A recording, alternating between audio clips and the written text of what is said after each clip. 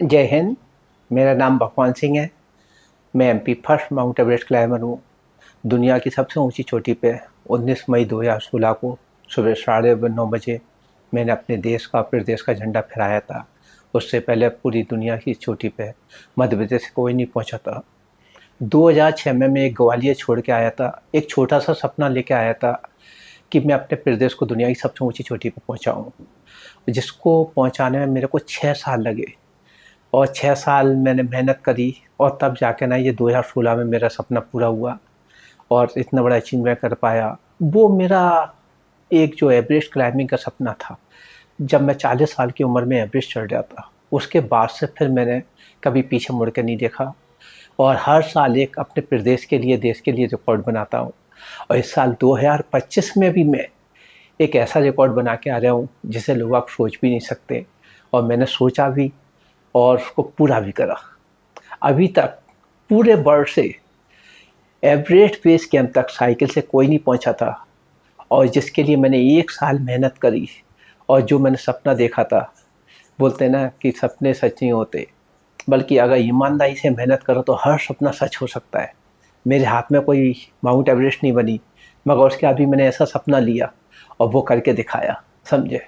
कुछ बोलते हैं, कुछ करके दिखाते हैं। वही चीज़ हमारे राष्ट्रपति जी अब्दुल कलाम जी बोलते हैं, सपने वो नहीं जो आप नींद में देखते हैं, बल्कि सपने सच करने के लिए नींद नहीं आती।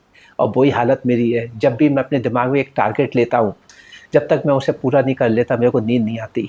सब ये दिखता है कि उस टारगेट पे जाना है मुझे, वो अपने देश का, प्रदेश का झंडा फहराना है। तो 2025 में मैं एवरेस्ट बेस कैंप 5,364 मीटर पे अपनी साइकिल लेके गया, और जहाँ अभी तक पूरे वर्ष से कोई नहीं कर पाया था।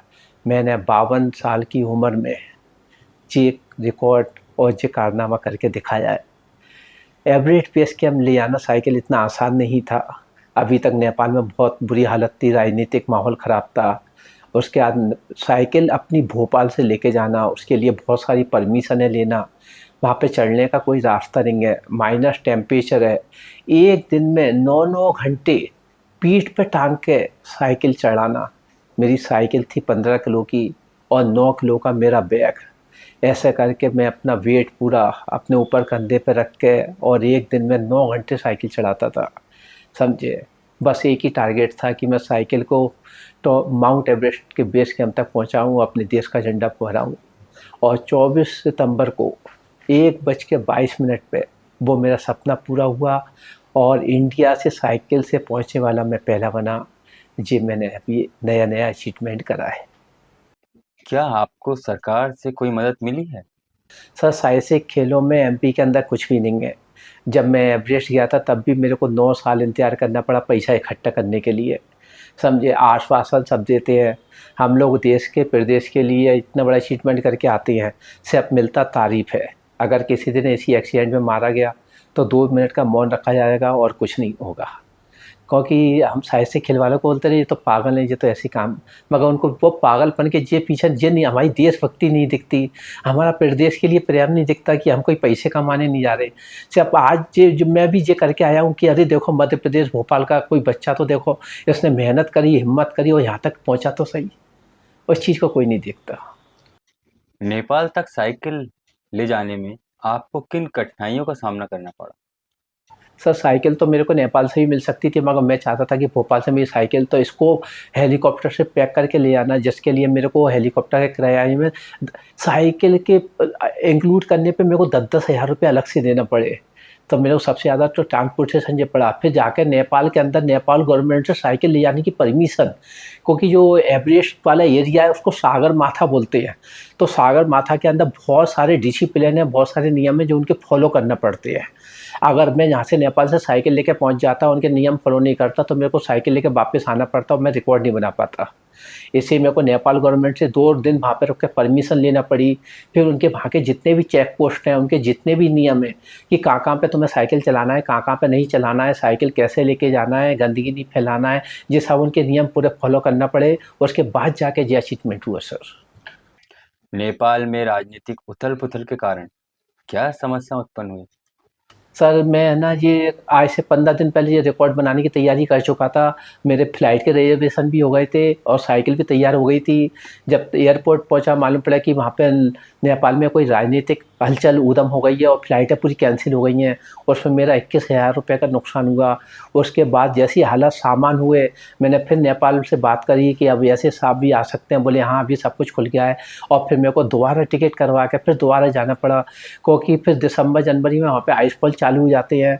उस टाइम पे मौसम का कोई पता नहीं रहता। अब ये देखिए अभी मेरे आने के बाद वहाँ पे इतनी बारिश हो रही है कि उसी ट्रैक पे भी 500 ट्रैकर लोग फंसे हुए हैं और मैं ये रिकॉर्ड बना के निकले आया भगवान की कृपा से। विश्व रिकॉर्ड बनाने के बाद भारत में आपका स्वागत कैसा रहा? माहौल तो सर वही वेलकम और शुभकामनाएं और ये सब चीज़ें, मगर जो इसके पीछे मैं अपना 1.5 लाख रुपया खर्च करके ना ही अपनी जान जोखिम में डाल के कि इतना बड़ा वहाँ पे उद्यम चल रहा है, फिर भी रिकॉर्ड बनाने गया, अपनी साइकिल को लेके गया, समझे। वो ऐसा कुछ नहीं है, बस यही कि हाँ भगवान सिंह तुम बहुत बढ़िया काम कर आए। अभी तक एमपी से क्या पूरे इंडिया से कोई नहीं कर पाया जो आप साइकिल लेके वहाँ तक पहुँच गए।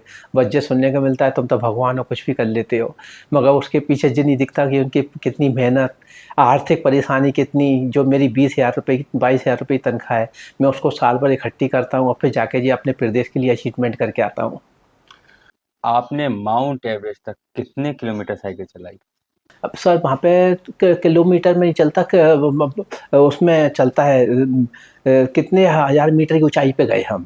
तो मेरी 2 लूकला करके जो जगह है वो 2,300 कुछ किलोमीटर से स्टार्ट हुई और एवरेस्ट बेस कैंप पे 5,364 मीटर। तो वहाँ पे अगर कभी कभार तो 1 किलोमीटर चढ़ने में भी 3 घंटे लग जाते हैं। 1 किलोमीटर चढ़ने में इतनी खतरनाक और खड़ी चढ़ाइयाँ होती है, समझे। तो पर डे 9 घंटे तो मेरे को चढ़ना ही है। अब सबसे बड़ी बात बताऊँ मैं आपको कि वहाँ पे जितना ऊपर जाते आते सामान महंगा होता जाता है। अब एक पानी की बिसलरी की बोतल जो 300 रुपये से स्टार्ट हुई और टॉप तक जाके 650 रुपये तक थी। अब मेरे पास इतना पैसा नहीं था क्योंकि मेरे को वापस भी फ्लाइट से जाना था। तो मैं ब्रेकफास्ट करता था और लंच करता, डिनर करता था, लंच नहीं करता था। और पीने का पानी जो वहाँ पे झरने रहते हैं, जो बर्फ़ के ग्लेशियर रहते हैं, मैं उनमें से बोतल भर भर के पानी पी पी के मैंने साइकिल चढ़ाई है, समझे। वो ठंडा पानी जिससे गला चौक होता है, खांसी होती है, जुकाम होता है, मैंने उस चीज़ की भी परवाह नहीं करी। बस एक ही चीज़ देख रहा था कि साइकिल और तिरंगा झंडा मेरा एवरेस्ट बेस कैंप पे पहुंच जाए। आपने माउंट एवरेस्ट पर साइकिल से जाने के बारे में कब और कैसे सोचा कि सर ये मैंने 2016 में एवरेस्ट चढ़ के आया था। तब भी मैं कुछ सोचा था कि इसी जगह पे मैं एक बार दोबारा आऊँगा और कुछ ऐसा करके जाऊँगा जो कोई इसने करा नहीं हो। जो एवरेस्ट बेस कैंप है पूरी वर्ल्ड से वहाँ पे लोग ट्रैकिंग करने आते हैं, पूरे वर्ल्ड से, समझे। और पूरी कंट्रियाँ वहाँ पे आती हैं, मगर मैं सबों को देखता था कि ऐसा कोई नहीं है यहाँ तक अभी तक साइकिल लेके आया हो, समझे। कुछ लोगों ने बताया 1 आध 2 साइकिल लेके आए हैं, मगर वो लोग फ़ोटो खिंचवा के चले गए। मगर ऐसा कोई नहीं था कि इसमें पहले दिन से लेकर चाहे साइकिल ला दी हो, कुछ भी करी हो और टॉप तक लेके पहुँचा है, समझे। अगर एमपी गवर्नमेंट या इंडिया गवर्नमेंट मेरे को हेल्प करे तो मैं तो माउंट एवरेस्ट तक भी साइकिल खड़ी कर सकता हूँ, समझे। कोशिश मेरी रहेगी ये। साइकिल से माउंट एवरेस्ट के अलावा साइकिल से और कोई उपलब्धि है आपकी? था जब लॉकडाउन लगा हुआ था उस टाइम पे मैं भोपाल में स्टेडियम के अंदर ही था और मैंने लॉकडाउन के अंदर साइकिल से कम जो वो लोग घरों पे आइसोलेट थे, मैंने 200 परिवारों की मदद करी थी। और मैं सवेरे साइकिल लेके निकलता था तो कोई पुलिस वाले नहीं टोकते थे, वो समझते थे किसी की मदद करने जा रहे हैं। वो मेरा इतना लगाव भोपाल के लोगों ने देखा और भोपाल के लोगों ने कम से कम आपस में 60-65 लोगों ने पैसे इकट्ठे करके मुझे 80,000 की साइकिल गिफ्ट करी। उस साइकिल को लेके मैं वर्ल्ड की सबसे ऊंची सड़क उमिंगला, जहाँ इंडिया से पहुँचने वाला मैं पहला हूँ, उससे पहले कोई नहीं पहुँचा था, समझे। और उसके बाद दूसरा अब एवरेस्ट बेस कैंप हो गया। उसी साइकिल को लेकर मैंने 2 वर्ल्ड रिकॉर्ड बनाए। आज भी मैं इसी साइकिल से घर अपने ग्वालियर जाता हूँ। लोग कहते हैं इतना लंबा तुम कैसे चला लेते हो। मैं कि आप लोग जो बैठ के सोचते हो हम लोग वो करने चले जाते हैं, समझे। कोई कुछ फालतू क्वेश्चन होते हैं वो आपको घेर के रखते हैं और जो रिकॉर्ड बनाने के सोचते हैं वो छोटी छोटी परेशानियों को नहीं देखते। हम भी इंसान हैं, हम भी थकते हैं, हम भी, भगवान ने जितने 12 घंटे आपको जी रही है उतनी 12 घंटे हमको दिए हैं, मगर लोग आप कहते हैं टाइम नहीं मिलता। टाइम निकाला जाता है, टाइम बनाया जाता है। मोबाइल तो आपको बांध के रखता है, मगर आपको कैसे बाहर निकलना है, कैसे चीज़ें करना है। संडे को मेरे एकेडमी के सब बच्चे रेस्ट कर रहे होते हैं, मैं संडे को सुबह 4 बजे जाकर 200 किलोमीटर साइकिल करके आता हूँ, फिर रूम की सफाई करता हूँ, अपने 7 दिन के कपड़े धोता हूँ, उसके बाद रेस्ट करता हूँ। समझे। तो साइकिल तो आप जितना भी कर सकते हैं, साइकिल से एक आपकी अलग पहचान है। 1 करोड़ रुपए की कार वाले से पहचान नहीं होती जो हमारी एक साइकिल से पहचान है। आज जो साइकिल मैं फिजिकल फिटनेस के लिए चलाता था, आज देख लो मेरे वर्ल्ड रिकॉर्ड, नेशनल रिकॉर्ड और इतनी चीज़ें मैं कायम करने में लगा हुआ हूँ। आपके इतनी अधिक साइकिल चलाने का क्या उद्देश्य है? सर, मैं एक ही लाइन में कहूँगा ये वाली बात कि ज़रूरी नहीं है कि हम बॉर्डर पे आके देश सेवा करें। हम समाज में भी जाके देश सेवा कर सकते हैं। मेरे एक साइकिल चलाने से मेरे हिस्से का पॉल्यूशन नहीं फैलता, मेरी आर्थिक बचत होती है और मैं फिट रहता हूँ, मेरे को जिम नहीं जाना पड़ता, समझे? साइकिल एक ऐसी चीज़ है कि आपके हिस्से का पॉल्यूशन नहीं फैलाती, आपके हिस्से का पेट्रोल बचाती है और आपको स्वस्थ रखती है। हम एक दूसरे को फिट रहने का संदेश दे सकते हैं। अभी फिट इंडिया संदेश जो चल रहा है, 1 घंटा रोज़ फिटनेस का डोज, वो चाहे आप छोटे-छोटे काम आप साइकिल से करिए, 1 किलोमीटर आप पैदल जाके करिए, मगर आजकल हर किसी को गाड़ी चाहिए, साइकिल को कोई लाइक करना नहीं चाहता। तो मैं चाहता हूँ हर घर साइकिल अभियान, समझे? सब लोग साइकिलों से ज़्यादा से बाहर निकलें, तो जितने ज़्यादा निकलेंगे उतना हमारे से अपने भोपाल का पॉल्यूशन कम फैलेगा, हमारा भोपाल स्वच्छता अभियान में नंबर 1 बनेगा। ये हम चाहते हैं। भोपाल के लोगों का साइकिल के प्रति क्या नज़रिया देखते हैं आप? सर, साइकिल के प्रति लोगों का व्यवहार कभी किसी टाइम पे है ना कोई कार वाला हमें साइड भी नहीं देता था, समझे? बल्कि डर लगता है टक्कर मार के चले जाएँगे, मगर कुछ टाइम में अब ये परिवर्तन आया है। आज एक साइकिल वाले को एक अच्छी निगाह से देखा जाता है। आज एक साइकिल एक प्रोफ़ेशनल बन गई है, समझे? कहाँ पहले लोग है ना कार लेके और जिम के अंदर साइकिल चलाने जाते थे, समझे? मगर अब वो चीज़ चलन वापस आ रहा है। अब एक अच्छा कार वाला भी एक अच्छी साइकिल चला रहा है और वो भी कहता है मुझे मज़ा आता है। तो मैं भी लोगों से कहता हूँ कि आप भी प्लीज़ अपने लिए टाइम निकालिए और ज़्यादा से ज़्यादा साइकिलिंग करिए और अपने भोपाल को स्वच्छ रखिए और अपने शरीर को भी स्वस्थ रखिए। भाई मैं तो कहता हूँ कि एमपी गवर्नमेंट से करता हूँ कि जैसे कुछ कंट्रियों में ऐसा है कि सप्ताह में सब लोग ऑफिस के लोग 1 दिन साइकिल से आएँ, समझे? अगर ये चीज़ हो जाए, जैसे दिल्ली में एक दिन पे वो सारी गाड़ियाँ बंद थी, एक दिन सप्ताह में सब लोग साइकिलों से चला करेंगे। ऐसा कुछ एमपी के अंदर भी होनी चाहिए। हम एक छोटी-सी शुरुआत करें और उसको पूरे प्रदेश में करें और उसके बाद फिर हम इंडिया में कर सकते हैं। तो हमारा प्रदेश साइकिल के में भी नंबर 1 बन सकता है, क्योंकि भोपाल में साइकिल वालों की कमी नहीं है और हर अचीवमेंट, हर रैली में हमारे साइकिल वाले बढ़-चढ़ के हिस्सा लेते हैं, समझे? तो मैं कहता हूँ कि अगर एमपी गवर्नमेंट इसमें सपोर्ट करे तो साइकिल तो मैं कहता हूँ पूरे इंडिया में नंबर 1 पे हमारा प्रदेश बन जाएगा। साइकिल चलाने से खिलाड़ियों की फिटनेस में क्या मदद मिलेगी? बस सर कुछ छोटी-मोटी रैलियाँ होती हैं, मगर हम चाहते हैं कि जो खिलाड़ी हैं, वो है ना अपना गेम खेलें, मगर उसके अलावा सप्ताह में 1 दिन उनको साइकिल कंपल्सरी करवाई जाए। एक साइकिल करने से माइंड फ्रेश रहता है, फुट पावर बनती है, बॉडी पावर बनती है, मसल स्ट्रेच होती है, ऐसे बहुत सारी चीज़ें होती हैं, समझे? अगर हर गेम के खिलाड़ी को सप्ताह में 1 दिन साइकिल करने के लिए प्रतिबंधित करा जाए या उसे ज़रूरी कराया जाए या उनके ट्रेनिंग सेशन में रखा जाए, तो इसका भी बहुत बेनिफिट मिलेगा। युवा पीढ़ी के लिए आप क्या संदेश देना चाहते हैं? युवा पीढ़ी से सर मैं कहूँगा कि मोबाइल तो आज भी है और कल भी रहेगा, मगर अपनी ज़िंदगी का जो एक-एक दिन कम होता जा रहा है, वो वापस नहीं आने वाला। तो प्लीज़ आप लोगों का जो भी सपना है, जो भी टारगेट है, आप उसे पूरा करिए।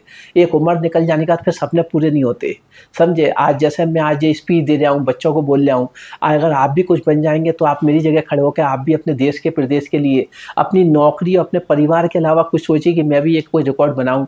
अगर आप एक रिकॉर्ड बनाते हैं, तो आपके परिवार का, आपके मोहल्ले का, आपका प्रदेश का नाम रोशन होता है। अब आपका अगला विश्व रिकॉर्ड क्या होगा? सर वो मैं तो हर साल एक अचीवमेंट दिमाग में हमेशा रखता हूँ, जो मुझे सोने नहीं देता, कहता है नहीं भगवान सिंह अभी तुम्हारी उम्र 52 नहीं है, अभी तो तुम और भी रिकॉर्ड बना सकते हो और जब तक मेरे पैर या मेरी बॉडी में जान है, मैं अपने प्रदेश के लिए रिकॉर्ड बनाता रहूँगा। स्पोर्ट्स मिरर 1 चैनल के बारे में आपका क्या कहना है? सर ये स्पोर्ट चैनल तो बहुत बढ़िया चैनल है, मैं जब भी आया था इसमें उसमें हुआ था और इसको जितने भी हमारे स्पोर्ट पर्सन और जितने युवा देखते हैं वो भी देखते हैं कि हाँ जी ऐसा चैनल देख के हम भी बने और हम भी कुछ करें और हम भी एक दिन इस चैनल पे आए। और इस पूरी टीम को मैं दिल से धन्यवाद देता हूँ कि ये एक अच्छे प्लेयर की और एक अच्छे रिकॉर्डर की आवाज़ सब जगह पहुँचाते हैं, इसके लिए जय हिंद।